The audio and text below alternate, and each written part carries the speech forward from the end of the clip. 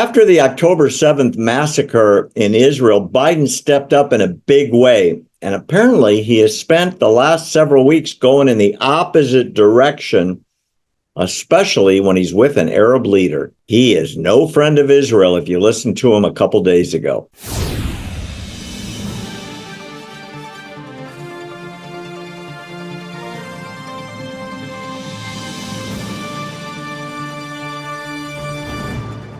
Claire Lopez, everybody knows I'm not the biggest Joe Biden fan, but I gave him props a couple of months ago when he showed incredible solidarity with Israel to go after and wipe out the Hamas butchers who committed the worst atrocities in recent memory worldwide on October 7th. Unfortunately, that high five to Biden is hereby retracted officially, with you on the air with me, because he's been going backwards ever since.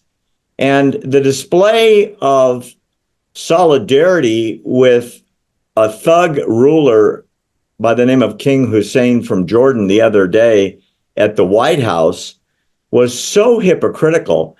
It was as if nothing bad happened in October, and Israel is just a warmongering imperialist expansion state intent on killing people in Gaza. What do you make of his reversal in policy? Well, I agree with what you said about the backtracking ever since October 7, the Shabbat massacre of 2023. It's not just President Biden, it's his Secretary of State, Antony Blinken, behind the scenes. It's Jake Sullivan, National Security Advisor. And I think there's one overriding observation that we might make, and that is this year, 2024, is a presidential election year. Bingo. And Biden is a very poor showing in any of the polls. If anything, they're just getting worse by the week for him across the country. But let's talk about Michigan, the state of Michigan, key battleground state with a large Muslim population that Biden believes he must win in order to carry Michigan, in order to carry the election. Well, it's crass, it's crude, but that's it. The Muslim organizers in Michigan are advising their followers, of which there are hundreds of thousands in Michigan, especially Dearborn, which it looks like the Middle East. When you look at the signs going down any commercial street, it's all in Arabic, are advising their followers to vote none of the above or anybody but Biden. Now, if things go the way most people anticipate, which is the November presidential ballot will be Trump v. Biden, unless Biden withdraws, I don't really think that is a genuine advice to their followers, which is don't vote for Biden because he likes Israel. Who else are they going to vote for?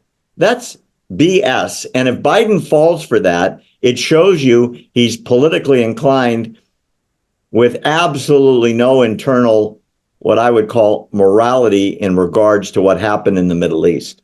He's pandering. No, he's absolutely pandering. Absolutely. Forget morality. That's not even a consideration with this president. But also, I would say just, poor advisors, because either way, if that population in Michigan stays home from the polls, just doesn't want to vote for any of the above, or goes and votes for the other candidate, which we all expect is going to be the former president, Donald Trump.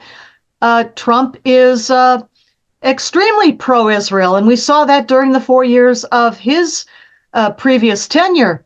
So either way, and if, as you say, if President Biden does not somehow drop out or have to withdraw or get replaced as the candidate on the Democrat ticket, this could actually swing Michigan to President Trump. Yeah, I want to add one more comment before we move on. Biden gave Abdullah, I'm talking about King Abdullah, the microphone. The commentary was so violently anti-Israel.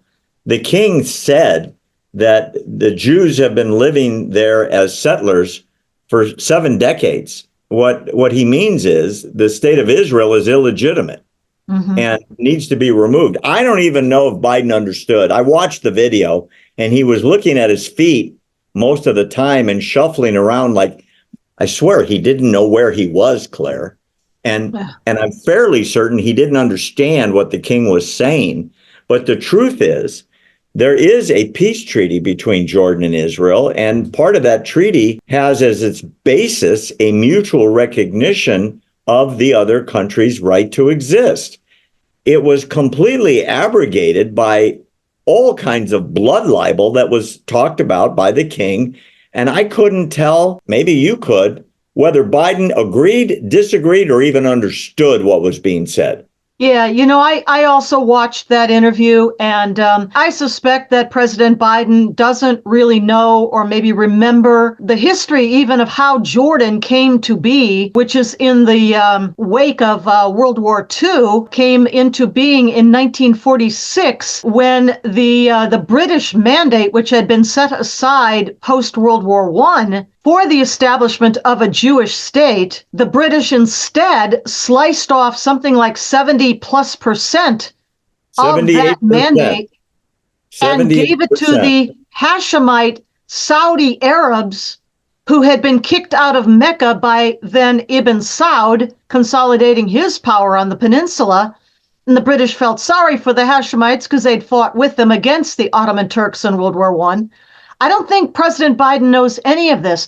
So that already was the establishment of the two-state solution. That 2/3 or more than 2/3, 3/4 of the British mandate that was supposed to be for the establishment of a modern day Jewish state went to what, by the way, many in Jordan would consider to be carpetbaggers from the Arabian Peninsula. And Well, so King Abdullah is riding. It's the same family in both countries. Absolutely. But King Abdullah is in a very difficult position because his own people are majority Muslim Brotherhood supporters who view the Hashemite monarchy as illegitimate and would love to overthrow it. It puts him in a very difficult position, pandering to, his population. But he's got the 1994 peace treaty with Israel. He's in a very difficult position. But I think our president, Biden, didn't really understand any of that history or anything else.